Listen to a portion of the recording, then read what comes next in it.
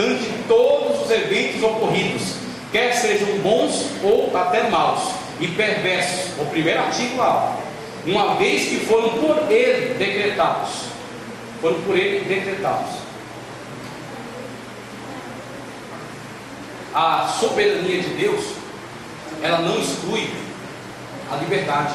A soberania de Deus, ela não exclui o livre-arbítrio, ok? E a soberania de Deus não exclui a permissão.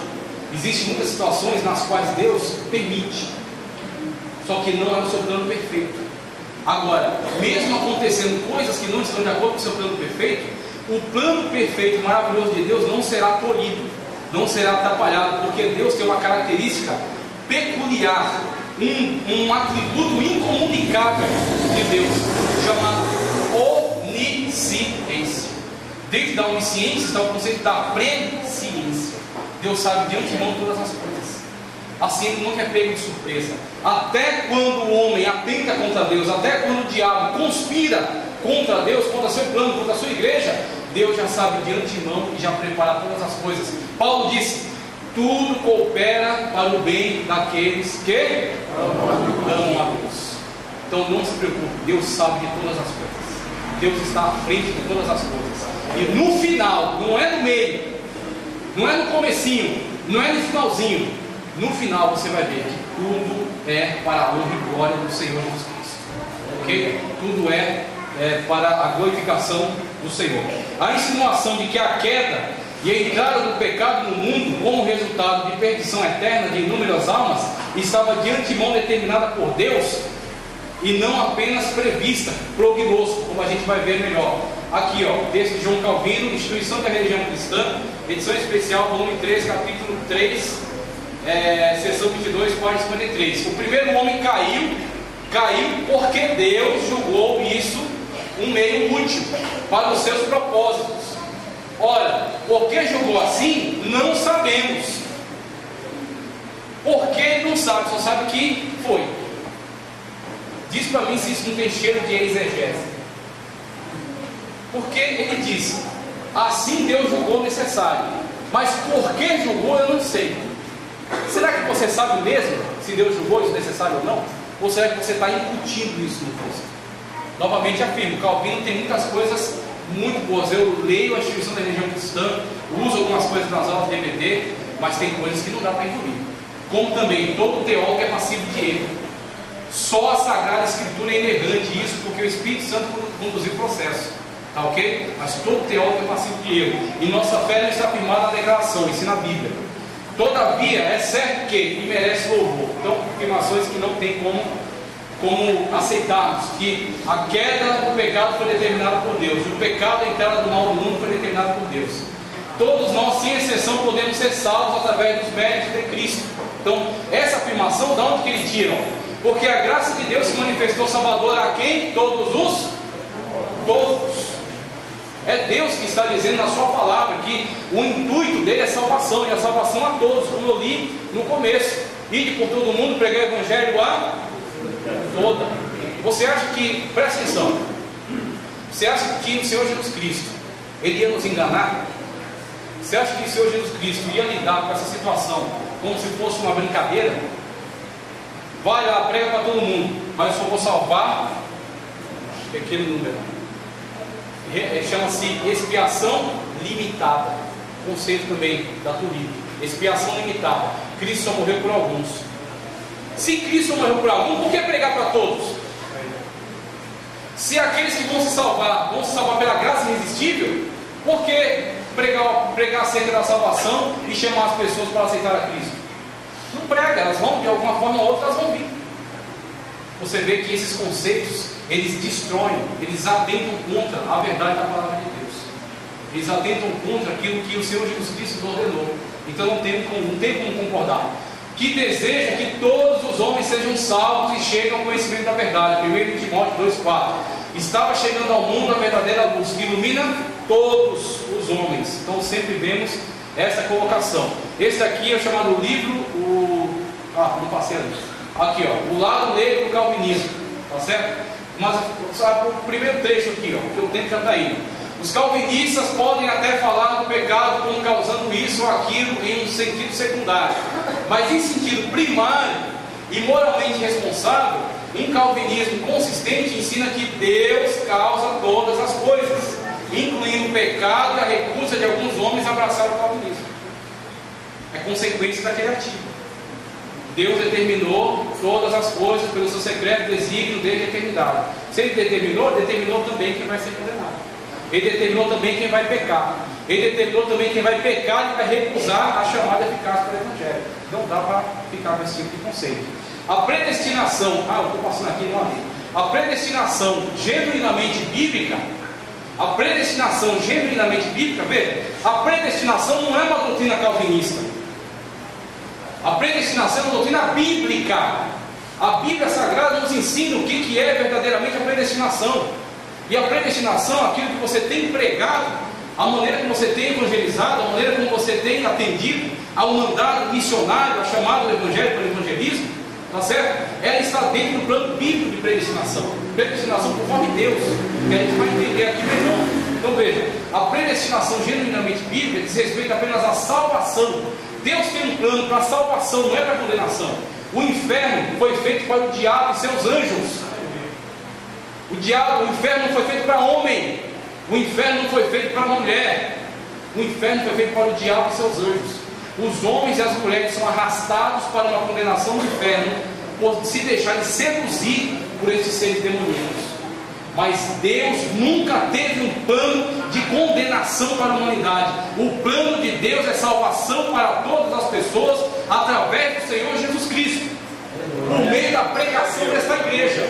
Então não se acanhe, não pense que a sua forma, a sua colocação teológica é inferior a certas teologias que têm circulado por aí, porque muitas das vezes nós temos visto alguns se posicionarem com uma certa arrogância.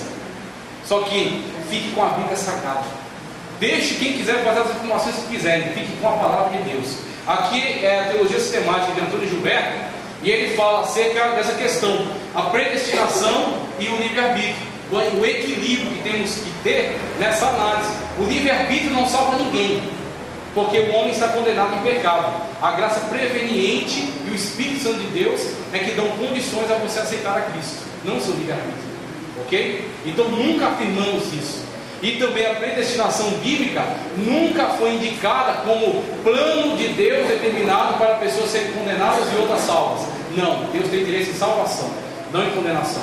Se o homem é condenado, é porque ele resiste à ação de Deus. Então tem um grupo que, partindo do conceito de Deus, caminha pela predeterminação, diz que a queda do homem no pecado foi determinada por Deus, a expiação é limitada somente por um pequeno grupo que Deus escolheu, e a predestinação é dupla. Deus predestina um pequeno grupo para o céu e outro para o inferno. Mas a Bíblia Sagrada diz que Deus, pela sua presciência, predestinou.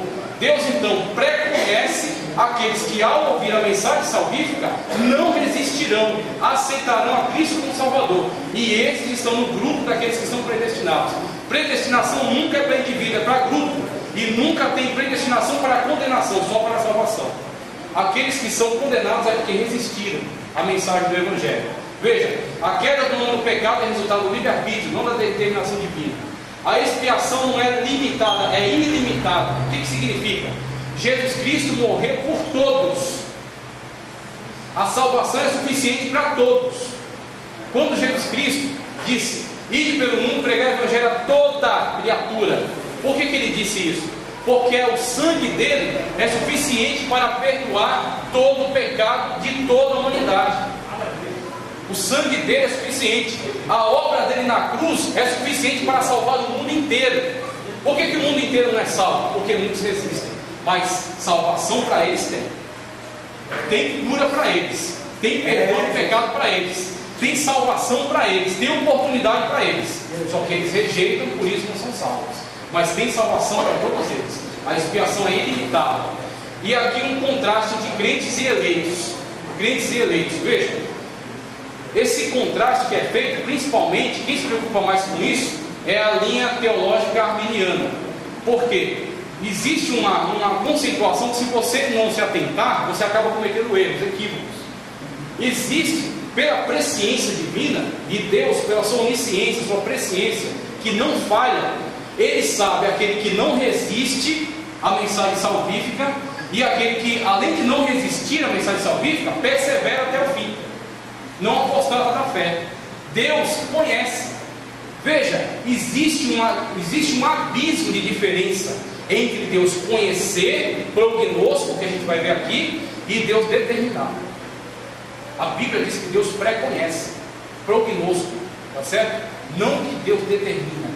Se Deus determina quem será salvo, também determina a maioria que será condenada. Se Deus pré-conhece, é porque Ele deu liberdade e condições para aceitar a Cristo como Salvador, sendo ao homem dada a liberdade de aceitar ou não. Mas Deus já conhecendo de antemão quem aceita e quem persevera. Então os eleitos nunca serão condenados, por quê? Porque Deus pré-conhece que eles chegarão até o fim. Tá ok? Olha o texto aqui onde nós nos fundamentamos para falar acerca disso. Pois aqueles que de antemão conheceu, Romanos 8, 29, aqueles que de antemão conheceu, também, veja, também os predestinou para serem conformes à imagem de seu Filho, a fim de que ele seja o primogênito entre muitos irmãos. Você entendeu a sequência? Você entendeu o encadeamento de ideias? Aqueles que de antemão conheceu, aqueles que prognosco de antemão conheceu, também predestinou. Deus, na sua presciência, viu: este aqui aceitará a Cristo, aquela também aceitará, esse também aceitará. Esta igreja aqui aceitou a Cristo como o seu único e suficiente Salvador, pois eles estão predestinados a morar nas mansões celestiais e perseverarem na sua fé em Cristo Jesus até o fim. Deus conhece, Deus sabe. Não é que Deus determina, Deus conhece, Deus sabe. Veja só, continuando, vou seguir aqui, vou avançar agora bastante, porque já está perto do final da minha oportunidade, e eu quero entrar na parte cristológica ainda. Então o que acontece? Aqui nesse dicionário, uma coisa que eu ressalto, que vocês vão poder ver depois, tá certo? No documento que vai estar com o pastor, você tem que tomar cuidado com a literatura que você lê. Esse dicionário aqui, ele é muito bom, só que a tendência dele tem uma certa tendência calvinista. Por isso que quando ele faz a leitura do verbete na página 1087, ele confunde presciência com predeterminação.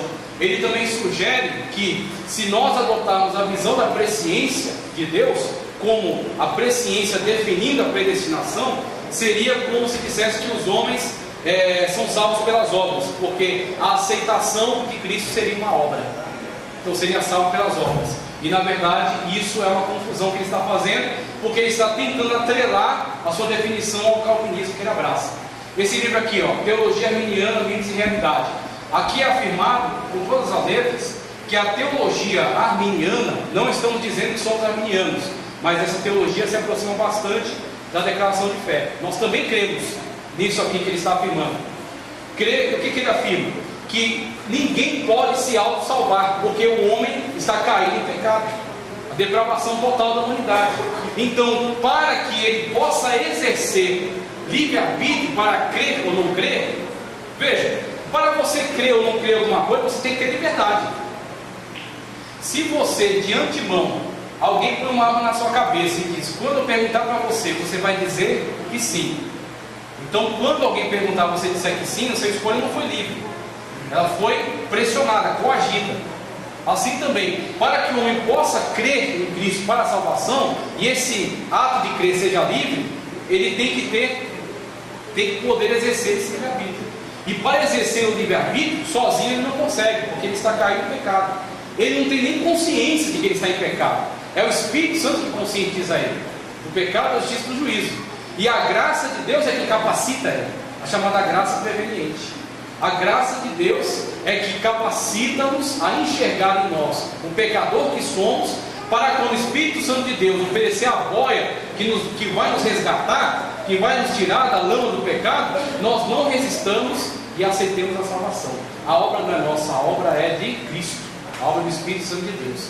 O dicionário Cliff fala um pouco acerca de termo barri no Antigo Testamento, que é usado para Deus, quando fala acerca de que Deus prefere um e pretere o outro. porque certos textos são utilizados para tentar justificar a expiação limitada e a graça irresistível. Por exemplo, Deus endureceu o coração de Faraó, ou então, amei Jacó e aborreci Esaú. E aí, onde entra a exegese aí? Você pega esse texto que está relacionado àqueles determinadas situações e você utiliza aqueles textos aplicando aquilo a outras perspectivas. Quando Deus endureceu o coração de Faraó, não estava tratando ali necessariamente de salvação e condenação eternas, mas estava falando de um agir, de um trabalhar de Deus para, endurecendo o coração de Faraó, operar todos aqueles milagres, envergonhar os deuses do Egito e mostrar quem é o Deus verdadeiro. Preste atenção, quando você lê corretamente, você entende. A predestinação é sempre com o objetivo de salvação. O objetivo de Deus é sempre salvífico. Quando Deus endurece o coração de Faraó, era para que até o Faraó percebesse que só o Senhor é Deus. Era para a salvação de todos, dos egípcios e até de Faraó. Por isso foi endurecido, para que eles vissem toda a glória de Deus manifestada ali, por meio do seu poder. Quando Deus diz, preferi Jacó e aborreci Esaú, do que ele está falando? Não está falando de salvação, tá certo? De Jacó para a eternidade, ou de condenação de Esaú também ao inferno. Não. Está falando que Deus tem a soberania, o poder, a autoridade de escolher por meio de quem o seu plano e projeto salvífico vai se desenvolver. Escolhi Jacó para que através dele venham os 12 patriarcas, através dos 12 a tribo de Israel, através de Israel o Senhor Jesus Cristo, e através de Jesus Cristo a salvação da humanidade. Não através de Esaú, através de Jacó. E a salvação que é ofertada também a Esaú, a descendência de Esaú e a todos os ímpios que foram alcançados pelo Evangelho, pela graça salvífica de Cristo Jesus. Então é disso que ele está falando aqui. E o verbo eklegomai que ele usa aí é para mostrar que sempre que fala de grupo escolhido, de predestinado, de eleito, está relacionado a grupo e não a indivíduo. Ok? Deixa eu passar. Veja só. O Weiner aqui, ó, não vou ler, tá ok? Prognosco como verbo e prognosis como substantivo, para você ver a importância. O prognosco é usado tanto em relação a Deus quanto em relação aos crentes. Os crentes, por exemplo, eles têm essa qualidade de prognosco quando lhes é alertado acerca de alguma coisa e eles estão agora sabendo e se precavendo para que não caiam em condenação. Por exemplo, foi pregado acerca da vinda de Cristo. Então você tem que fazer o quê? Tem que se preservar para que não fique no arrebatamento, para que não fique na sua vinda, tá certo? Para que não seja pego de surpresa. Então você tem um prognosco, no sentido que você está alertado para algo futuro, para um evento futuro. Okay? E o prognosis como substantivo é utilizado somente para Deus, porque Deus, pela sua presciência, conhece e sabe todas as coisas. Dicionário Internacional de Teologia, não vou nem ler, porque não vai dar tempo, ok? A tulip, que eu já falei para vocês, o problema dessa forma de declaração, depravação total, nós também cremos nisso, só que na depravação total afirmada no calvinismo, eles de tal modo eles constroem o entendimento, tá certo? Para tirar totalmente, apagar totalmente o livre-arbítrio, que eles chegam ao absurdo da afirmação de que a regeneração antecede a fé. Você, veja, na ótica calvinista, a graça é irresistível, a expiação é limitada, como está dizendo ali, ó, depravação total, eleição incondicional, então você não precisou fazer nada, você foi eleito desde a eternidade. Então levantar a mão para aceitar Jesus é besteira, porque não depende de você, depende de uma escolha que foi feita antes. Expiação limitada, somente para um pequeno grupo. Graça irresistível, ou seja, independentemente de você querer ou não, se você está no grupo dos escolhidos, tá, dos eleitos, você será salvo, ok? Então Deus vai operar a salvação, mesmo que você nem queira ser salvo, você resista, você não terá como resistir, Ele vai te salvar e pronto. Então é isso que está sendo afirmado aqui. Então quando eles tentam sustentar essa argumentação, eles chegam a dizer que a pessoa é regenerada antes de crer. Então a pessoa sendo regenerada compulsoriamente antes de crer, de manifestar a fé salvífica, pode chegar a ser uma ocasião em que ela foi regenerada pela graça irresistível, só que ela, nesse ato de estar sendo regenerada, ela tem um ataque cardíaco e morre. Ela vai para a eternidade mesmo sem crer no Senhor Jesus Cristo como seu Salvador, porque ele foi regenerado antes de crer. diante da fé. Então temos aí consequências, né, dessas ideias aqui. Ó. Não vou nem, alguns textos de João Calvino. Calvino afirma, esses textos que ele aqui, ó. As citações estão aqui, ó. Instituições da Religião Cristã, capítulo 3, tá tudo aqui as referências. Calvino diz abertamente que Deus escolheu o seu eleito, o indivíduo, baseado apenas no seu agrado, como rejeitou e endureceu os demais, baseados na sua vontade e não na escolha deles. Calvino afirma que não é a permissão, tá certo? Nem a presciência, e sim o secreto conselho de Deus que ordena o endurecimento dos ímpios que foram criados para a condenação, sendo Satanás mesmo um agente de Deus nesse processo. Calvino rejeita totalmente a perspectiva de que tem alguma relevância o fato de Deus prever a aceitação ou rejeição de qualquer pessoa, afirmando que de fato foi Deus quem determinou que uns nasceram para serem salvos e outros para que fossem condenados desde a madre, e isso para a glória do seu nome. Calvino reprova totalmente a ideia de que Deus predestina apenas os salvos, afirmando que a salvação de alguns e a condenação da maioria dependem unicamente da vontade direta e soberana de Deus, e não das ações de aceitação ou negação ao Evangelho a eles pregados. Ok? Então temos aí conceitos calvinistas com os quais não temos como concordar. Segue. Isso aqui, ó, arminianismo, a mecânica da salvação. É discutindo exatamente aqueles pontos lá. Expiação limitada, como já expliquei. Ó, o que diz aqui, ó, declaração. O Evangelho contempla a todos e a ninguém exclui. Aí cita aqui um texto. Por conseguinte, a salvação está disponível a todos os que creem. Essa afirmação aqui é bíblica. Essa afirmação é fundamentada na Escritura. Então não tem como nós nos conciliarmos com esse conceito de expiação limitada. Evangelho de João 3,16, que é o textual da Bíblia. Aí eu peguei aqui essas definições no grego, né, para vermos melhor. Então temos, pois Deus tanto amou o mundo que Ele deu o seu único Filho, ou seja, para quem creia. Esse para quem que está aqui, esse para quem que está aqui no grego é paz. Esse paz é traduzido corretamente por todos. O objetivo de Deus é salvação de todos, ok? Para que todo aquele que nele crê não pereça, mas tenha vida eterna. Então, temos aqui, isso aqui é um texto, novamente vai ficar com o pastor, não poder, não vai dar tempo, do lado negro do calvinismo. Os 5 pontos do arminianismo, os textos bíblicos que fundamentam a posição arminiana. Aqui temos continuidade, a graça de Deus é manifestada salvadoramente maravilhosa, perfeita, entretanto não é irresistível, pois não são poucos os que, ignorando o Evangelho, resistem ao Espírito da graça. Ele cita alguns textos, mas o texto que eu achei mais interessante foi esse de baixo aqui. Deixa eu ver se eu chego nele também. Aqui, vamos lá. Segue. Aqui. Olha, cuja causa padeço também isso, mas não me envergonho, porque eu sei em quem tenho crido, e estou certo de que é poderoso para guardar o meu depósito até aquele dia. 2 Timóteo 1:12. Ora, aquele que é poderoso para vos guardar de tropeçar e apresentar-vos irrepreensíveis com alegria perante a sua glória. O que Paulo está discutindo aqui? Paulo está discutindo a necessidade que nós temos de que Deus constantemente nos ajude, coopere conosco na perseverança.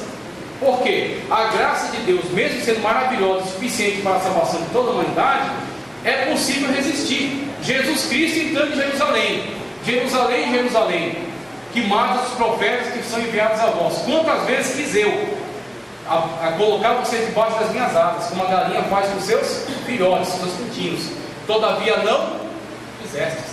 A graça de Deus estava ali em pessoa, materializada. Cristo Jesus, a graça salvífica de Deus, que mesmo assim os judeus resistiram, mas a todo aquele que nele creu, todo aquele que a ele aceitou, deu ele o poder de serem chamados filhos de Deus, aqueles que creem no seu nome, no nosso caso. Então aqueles que não resistiram à graça, hoje estão inseridos dentro do grupo dos salvos. Esse texto aqui, é uma análise que é feita a partir desses conceitos calvinistas e perguntando se tudo foi predeterminado por Deus desde a eternidade pelo seu secreto desígnio. Faz sentido orar? E aqui é respondido, quem quiser depois ler. Para um calvinista que é consistente, com a sua teologia, a oração não surte qualquer efeito, porque tudo foi determinado por Deus desde a eternidade. Tá ok? Outro texto também, período da salvação. Segue. Isso aqui o que é? Veja só para voltar um pouquinho. No ato da aceitação, o pecador é imediato e simultaneamente salvo, justificado e adotado como filho de Deus. Por que eu achei interessante enfatizar isso aqui? Porque isso aqui é um antídoto contra certas heresias. Por exemplo, a heresia do juízo investigativo que é pregado na Adventista do sétimo dia. Tome muito cuidado. Eu não recomendo, não estou dizendo para ninguém tirar o filho da escola adventista. Tem qualidade de ensino, sim. Só que as doutrinas deles são perniciosas. Eles são hereges, ok? Eles entendem que Ellen G. White é o espírito de profecia e que ela tem a mesma autoridade da Escritura. Eles anunciaram a vinda de Cristo várias vezes. E quando eles erraram pela última vez, eles transformaram aquele erro numa invenção teológica na cabeça deles. Eles disseram: olha, a gente disse que Jesus já vinha e não veio, né? Pois é, não ia vir mesmo, porque Cristo disse que ninguém sabe o dia nem a hora, ok? Então o que eles fizeram? Não, sabe o que é? Jesus, ele saiu do seu trono e ele vai entrar no Santo dos Santos.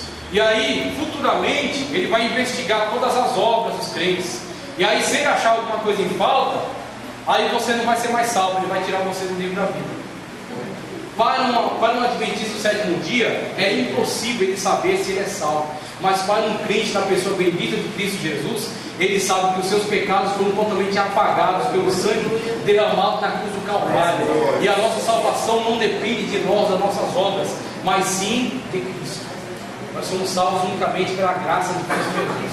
Ok? Como é importante nós termos isso? Perdão e absolvição da dívida, tranquilo, ok? O destino dos salvos é o céu. Por que é interessante enfatizar isso aqui? Por que eles tocaram nesse ponto? Por causa da doutrina herética dos testemunhos de Jeová, de que somente 144 mil vão herdar as mansões celestiais. Os demais, todo testemunho de Jeová, quando evangeliza, ele faz isso. Olha, você quer viver numa terra transformada? A terra vai ser transformada, vai ser restaurada, vai ser reformada, e aí nós vamos viver aqui numa vida feliz. Aí mostra aquelas revistas onde tudo é maravilhoso, tudo é bom. Por quê? Porque só 144 mil são VIP e vão morar no céu. Aqui não. Aqui Cristo disse: como ele falou, eu vou vos preparar lugar, e se não fosse assim, vou teria dito, ok? Porque para onde eu estiver, estejais vós também. Se não tivesse lugar, vou teria dito, vou preparar lugar. Mas como ele sabe que o lugar já está preparado, ele diz: aonde eu estiver, vós vão estar também. Então Cristo Jesus tem para todos nós um lugar nas mansões celestiais. Todos nós temos um lugar na glória eterna, juntamente com Cristo Jesus, na mesa do Cordeiro e nas mansões celestiais. Então, temos aí a afirmação de fé falando que o lugar, o destino do crente, o destino dos salvos, é o céu, o trono de Deus, a pátria dos salvos. Tá, ok? Então, ele enfatiza isso também como remédio contra esse tipo de conceito herético. A graça de Deus, é claro que eu não vou ler, mas a graça de Deus é o centro aqui dessa teologia, dessa soteriologia, tá, ok? É uma soteriologia caricêntrica, é sentada na graça de Deus, e não no livre-arbítrio humano. A maior acusação é essa, que a teologia professada no arminianismo e depois incorporada na declaração de fé é uma teologia antropocêntrica, porque está centrada no livre-arbítrio. Isso é uma acusação falsa, isso é uma mentira, isso é uma deturpação, ok? A teologia que a Igreja Assembleia de Deus está declarando, a declaração de fé da Assembleia de Deus, é caricêntrica, é centrada na graça de Deus. E aí o texto de Gilberto também, falando sobre a glorificação dos salvos. E aí chegamos ao ponto, pastor, já está acabando o tempo. Vou só passar aqui, rapidinho, não vou nem me demorar em sobre esses pontos não. O cremos em relação a Cristo Jesus, ok? Então temos aí 2 capítulos que vão discorrer acerca de Cristo. Cremos, professamos e ensinamos que o Senhor Jesus Cristo é o Filho de Deus, o único mediador, ok? Então, Maria não faz intercessão por nós junto a Deus, tá certo? Nem nenhum outro, somente Cristo é o único mediador entre Deus e os homens, enviado pelo Pai para ser o Salvador do mundo, verdadeiro homem, verdadeiro Deus, e dos quais é Cristo, segundo a carne, o qual é sobre todos, Deus bendito eternamente, amém. Cremos na concepção e no nascimento virginal. Teologia liberal tem atacado isso nas faculdades. Então o crente tem que tomar muito cuidado. É muito importante para a faculdade de teologia, estudar. Só que procure entender qual é a confissão de fé daquela faculdade. Procure entender qual é o posicionamento teológico do seu professor. E saiba que você tem argumentos bíblicos para se contrapor. Você pode até estudar com ele, você pode até ir bem na matéria dele, mas você não precisa ser cooptado para a ideia dele. Você não precisa ser arrastado por esses ventos de heresias. Você tem a palavra de Deus como firme fundamento da tua fé. Então temos aí a crença fundamentada na palavra de Deus, no nascimento original, conforme as Escrituras anunciadas de antemão pelo profeta Isaías, e que ele foi concebido pelo Espírito Santo no ventre de Maria, gerado pelo Espírito Santo no ventre dela, nasceu e viveu sem pecado, adventista do sétimo dia também. Tem que tomar cuidado com as influências que eles vão trazendo sobre seus filhos, seus parentes próximos que estudam com eles. Eles dizem que Jesus foi gerado em pecado, e eles dizem que Jesus Cristo e o anjo Miguel são a mesma pessoa. São erros teológicos graves cometidos pela seita, tá certo? Herética adventista do sétimo dia, além da guarda do sábado como meio de salvação. Dizem que se não guardar o sábado, não será salvo. Então a salvação não é mais Cristo, mas sim as obras. A salvação não é mais Cristo, mas sim a guarda do sábado, tá ok? Então algumas heresias que combateram o cristianismo: gnosticismo, tá? Aí tem ebionismo, docetismo, arianismo, nestorianismo, apolinarismo e eutiquianismo. Ebionistas diziam que Jesus não é Deus, é só um profeta. Aqui são os judeus. Docetistas diziam que Jesus, na verdade, não encarnou de verdade, ele era somente uma aparência de carne. Aí João, combatendo ele, diz: aquele que não confessa que Jesus Cristo vem em carne é o anticristo. Se você quiser saber, esse tipo de conceito está sendo ressuscitado hoje pelo movimento Nova Era, falando da segunda tal de Cristo cósmico, e falando que na verdade Cristo, ele sim, Cristo era o Senhor Jesus Cristo de Nazaré. O Senhor Jesus de Nazaré era o Cristo, mas ele não é o Cristo, ele é um Cristo. Aí ele diz: Buda também é Cristo, tem o Krishna também é Cristo, Maomé também foi um Cristo. E aí a igreja hoje, ela se confronta com esse tipo de conceitos que estão na sociedade. Então você tem que ter muita certeza da sua salvação, muita certeza também da sua confissão, para você, como Pedro falou, você declarar isso com tranquilidade, você explicar as razões da sua fé. É isso que estamos fazendo aqui. Os arianos, quem ressuscitou esse defunto aqui? Os arianos que foram combatidos por Atanásio, que diziam que Jesus não é Deus, Jesus não ser criado. Jesus é o maior dos seres criados, mais importante, mas algum dia ele não existiu. E ele não é a segunda pessoa da Trindade. E ele não é da mesma substância de Deus. Ele não é homoousis, como é dito na teologia. Ele é homoiousis, ou seja, uma substância diferente. E aí a igreja brigou por isso aqui durante muito tempo, até que ficou definido, conforme o entendimento das Escrituras, que Jesus Cristo é o unigênito, ou seja, único gerado por Deus.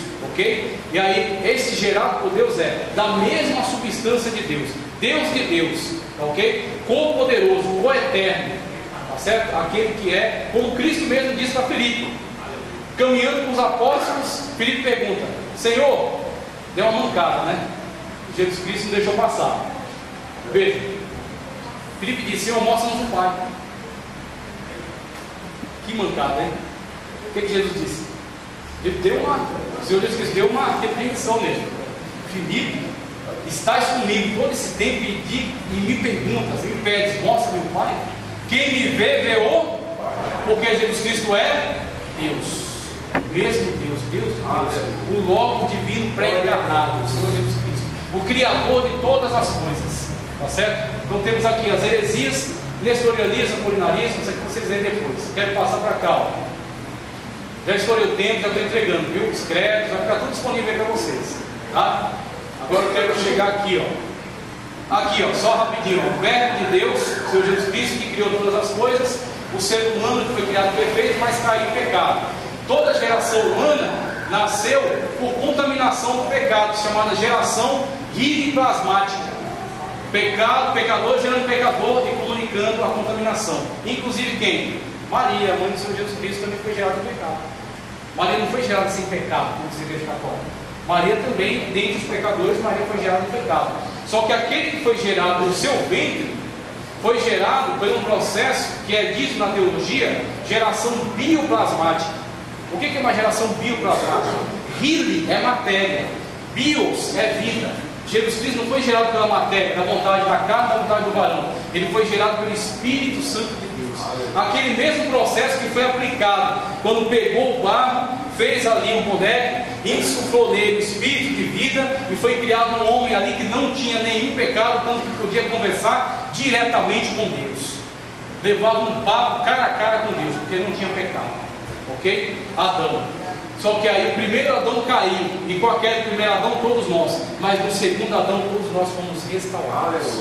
E o segundo Adão foi gerado bioplasmaticamente pelo Espírito Santo no ventre de Maria, de tal modo que ele não teve contaminação com o pecado. Ele passou por um processo chamado kenosis, no qual ele deixou a sua glória, não a sua deidade. Ele não deixou de ser Deus quando ele encarnou, mas ele deixou o quê? A sua glória, porque se ele viesse a nós com a sua glória, nenhum de nós poderíamos ficar perto dele. Como Moisés pediu para Deus, deixa eu ver a tua glória, e Deus falou, nenhum vivente viu a minha glória e continuou. Nenhum homem viu a minha glória e permaneceu vivo. Então se Jesus viesse com a sua glória até nós, não poderíamos tocar, não poderíamos conversar com ele. A mulher não poderia chorar sobre os pés dele e enxugar com o cabelo. João não poderia deitar a sua cabeça sobre o peito dele. Não poderiam ser tocado, abraçado, andar junto com ele. Então ele deixou a sua coroa, a sua glória, e desceu a nós de forma humana, se humilhou, como diz ali Paulo, no certo texto de Filipenses, vindo até nós, vivendo a vida de obediência e indo até a morte e morte de cruz. Então esse é o processo chamado kenosis, no qual Jesus deixa a sua glória, mas não a sua deidade.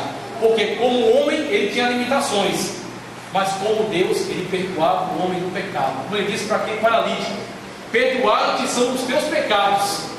E aí, depois de dito perdoados são os teus pecados, diz, levanta e anda. E aí disse aí para os fariseus, o que é mais difícil para mim?